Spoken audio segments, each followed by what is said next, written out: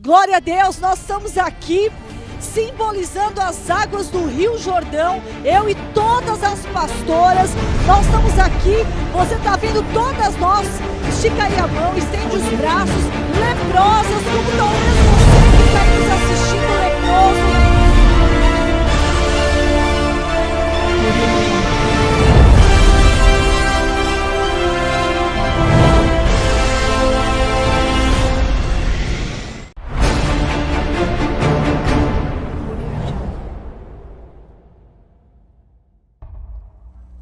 Aleluia, glória a Deus, paz e graça a todos inscritos aqui no nosso canal Presbítero Pedrosa para mais um vídeo.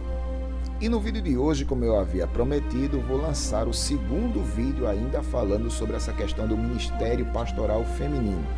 Só que hoje nós vamos usar a fala, o esboço, o estudo com o reverendo Augusto Nicodemos, uma palavra bem impactante, poderosa, tá certo? Que vai esclarecer também ainda acerca dessa questão da mulher e o seu ministério dentro da igreja. O que a mulher pode fazer? Então, dentro de uma forma bem apologética, de uma forma bem pedagógica, o reverendo Augusto Nicodemos informa sobre isso aí, tá certo? Então, antes de soltar o vídeo, eu gostaria de convidar você que ainda não é inscrito aqui a se inscrever no canal, ativar as notificações e deixar um comentário no rodapé deste vídeo. Se possível, compartilhe ele, faça com que este vídeo chegue o mais longe possível para a glória do nome de Jesus, tá certo? Sinta-se abençoado por essa mensagem e cresça na graça e no conhecimento da palavra de Deus, em nome de Jesus. Oi, Nathan, querido ouvinte, obrigado pela sua audiência. Esperamos que o programa de hoje seja, como sempre, uma bênção na sua vida.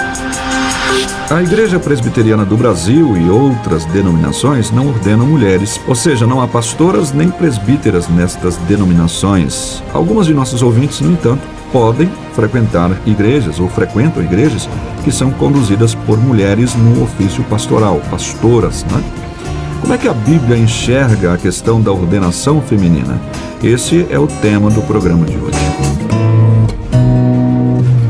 Pastor Augusto Nicodemos, quais são as bases bíblicas que os defensores da ordenação feminina utilizam e como aqueles que discordam desta prática se posicionam diante dos argumentos destes que sustentam a ordenação feminina? Mais ainda, por que elas não deveriam assumir este ofício ministerial tão complexo e permeado por difíceis, delicadas e peculiares obrigações? E você quer que eu responda tudo isso num programa só? Pelo menos podemos começar, né? Bom, Nathan, eu acho que primeiro nós temos que esclarecer que não está em jogo a capacidade das mulheres e a igualdade delas como pessoa diante de Deus. A Bíblia diz que a mulher foi criada juntamente com o homem, ambos foram feitos à imagem e semelhança de Deus, ambos têm o mesmo valor diante de Deus, são espiritualmente capazes na mesma proporção. A Bíblia nunca contempla a mulher como sendo inferior ao homem. Isso é preciso deixar muito claro. Também é preciso deixar claro que a igreja, quando se trata de questões assim e outras, ela deve se guiar pelo que diz a Bíblia. Porque questões como essa e similares são tocadas pela cultura em que nós vivemos, a cultura moderna. Ela muda muito. Um dia já foi contra, hoje é a favor, depois vai mudar de novo. A igreja precisa ter um referencial que seja sólido, duradouro e permanente. Por isso, a Bíblia é a nossa regra de fé e prática. Para responder essas perguntas que você fez, naturalmente nós temos que ir à Bíblia. Exato. E procurar ver de que forma o assunto é tratado pela palavra de Deus. Quando a gente lê a Bíblia, Nathan, não há a menor dúvida de que a mulher tem um papel destacado, né? Um papel especial. No Antigo Testamento você encontra mulheres como Uda e Débora, que eram juízas e profetisas. No Novo Testamento você encontra as mulheres que seguiram a Jesus e que o atendiam com seus bens. Você encontra aquelas mulheres que abriram suas casas para receber igrejas. Você vê Paulo mencionando mais de 10 mulheres nas recomendações, saudações que ele faz à igreja de Roma, no capítulo 16 da carta aos Romanos. Paulo, ele reconhece diversas mulheres e o trabalho delas, inclusive chama uma, o nome dela é Febe, de sua protetora, não é? Dizendo que já tinha ajudado a muita gente. Você encontra uma mulher como Priscila, que juntamente com seu marido Áquila orientou o grande Apolo no momento de encruzilhada doutrinária em que ele se encontrava. Então, não está em jogo que a mulher tem um papel especial, preponderante, indispensável e fundamental na vida da igreja. Isso aí nós não discutimos. A grande questão é por que é que você não encontra, nem no Antigo Testamento e nem no Novo, as mulheres ocupando a posição de governo espiritual das comunidades. No Antigo Testamento seria o papel da sacerdotisa. Os sacerdotes em Israel, eles eram consagrados, eles eram ungidos para serem os líderes espirituais da nação de Israel. E no Novo Testamento, você tem os apóstolos, você tem os presbíteros, você tem os diáconos e você tem os pastores. A pergunta é, por que apesar de Jesus ter vencido todos os preconceitos, conversado com as mulheres samaritanas, ter aparecido primeiro às mulheres no dia da ressurreição, resgatou o papel delas na sociedade em que elas viviam, por que apesar de tudo isso você não encontra mulheres ocupando posição como apóstolas, bispas, presbíteras e pastoras no Novo Testamento?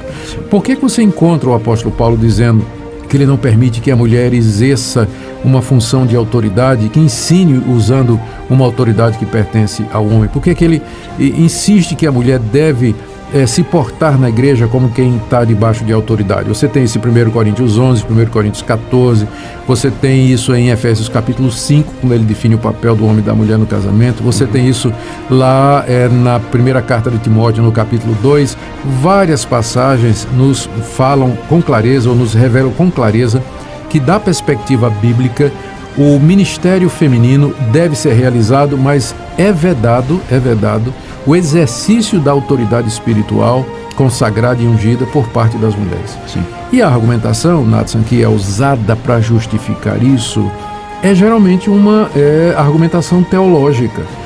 Porque você ouve o argumento, né? O pessoal dizendo, não, mas porque Paulo estava preso à cultura da sua época, Paulo estava refletindo o viso cultural da sociedade em que ele estava inserido. Mas é que toda vez que Paulo vai argumentar, ele apela ou para a teologia ou para a Bíblia. Por exemplo, quando ele vai dizer que a mulher tem que estar debaixo de autoridade, em 1 Coríntios capítulo 11, ele diz, Deus é o cabeça de Cristo, que é o cabeça do homem, que é o cabeça da mulher. Ou seja, um argumento baseado na Trindade. Sim. E que começa lá na Trindade e chega até a relação do homem e da mulher no que diz respeito ao contexto da igreja, né? Então esse é um argumento doutrinário, não é um argumento cultural. No mesmo capítulo ele diz que a mulher ela não pode estar ocupando essa posição de autoridade porque Deus primeiro fez o homem, depois é que fez a mulher. E a mulher foi feita por causa do homem e não o homem por causa da mulher. E que a mulher foi tirada do homem e não o homem da mulher. Então Paulo vê na sequência da criação do homem e da mulher, conforme está escrito lá em Gênesis, já uma pré-ordenação divina no que diz respeito aos papéis diferentes que o homem e a mulher deveriam exercer, tanto no casamento quanto na igreja. Então, toda a argumentação de Paulo é teológica. Lá em 1 Timóteo 2, quando ele diz assim, não permito que a mulher ensine nem exerça a autoridade de homem, ele diz porque Adão não foi enganado, mas a mulher sendo enganada caiu em transgressão. Mas com isso ele não está dizendo então que a mulher seria mais ingênua? Não necessariamente, está dizendo que ela... Tem gente que usa esse versículo para isso, né? Mas essa é a interpretação machista. A interpretação correta é que a mulher, estando sob a orientação do seu marido lá no jardim, ela não deu ouvidos ao marido, ultrapassou o seu limite de comando e foi direto para a serpente para conversar com ela e assim acabou sendo iludida, né? Por isso que quando Deus veio dar o castigo do homem, da mulher e da serpente, disse à mulher que o desejo dela seria para o marido e que o marido haveria de dominar sobre ela. Então, do ponto de vista bíblico, o papel do homem e da mulher são diferentes, estabelecidos na criação, agravados por causa da queda. Embora Cristo nos redima, ele seja o redentor da situação humana, contudo, esses papéis não são abolidos no Novo Testamento. Nós somos redimidos, o homem e a mulher são salvos da mesma forma, pela graça, mediante a fé em Cristo Jesus, recebem dons espirituais equivalentes, contudo, o exercício do governo espiritual da igreja e do lar é para o homem cristão, é para o homem, não é? Então, essa é a razão pela qual as igrejas históricas, que levam a Bíblia muito a sério e que têm muito respeito pela Bíblia, entendem que, para seguir a Bíblia, nós não poderemos colocar esse fardo, porque acaba sendo um peso, sobre os ombros das nossas irmãs. Mas o governo das igrejas, a autoridade espiritual, ela tem que ser exercida pelo homem cristão qualificado.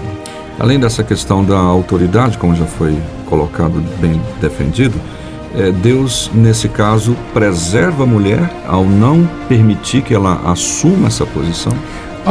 Embora sejamos iguais, homem e mulher, diante de Deus, a mulher, há exceções, mas a mulher, no geral, ela tem mais algumas fragilidades de natureza física e outras, não é?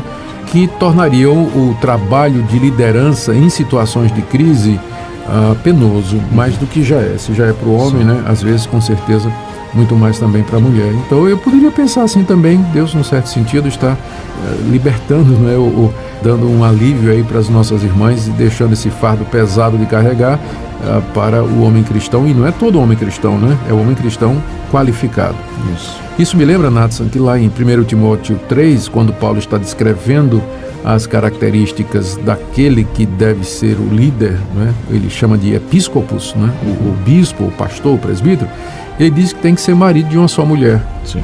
Então, ao dar essa definição, está óbvio que Paulo tinha em mente que seriam homens que deveriam... O gênero masculino que deveriam ocupar essa posição de autoridade e de liderança, não é? Então, essa é a resposta. Agora eu quero, mais uma vez, lembrar, não há outro impedimento na Escritura a não ser esse. Da minha perspectiva, a mulher pode ensinar, ela pode liderar grupos dentro da igreja, ela pode trabalhar, ela pode evangelizar, ela pode fazer tudo que os demais fazem naturalmente, claro. Agora, a única vedação é com respeito ao ofício de pastor e de presbítero.